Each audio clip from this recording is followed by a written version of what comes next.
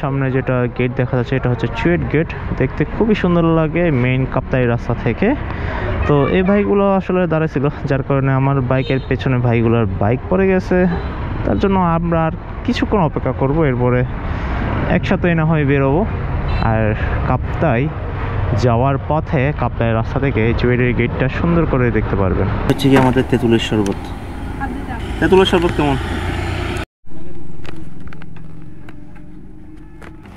আচ্ছা, আসলে বাইক রাখাতে যেটা হয়েছে, আমরা চুয়েটের পাশে বসছিলাম, অ্যান্ড সেখানে একটা বেলপুরির দোকান আছে, আর ওইদিকে তো ইমাম গাজ্জালি কলেজ পেছনে।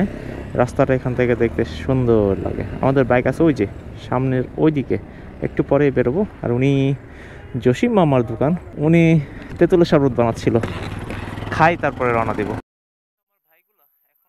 অনেকক্ষণ ওয়েট করলাম, এখন বিকল্প যেটা করতে হবে, আমাকে সামনে দিয়ে বের হতে হবে।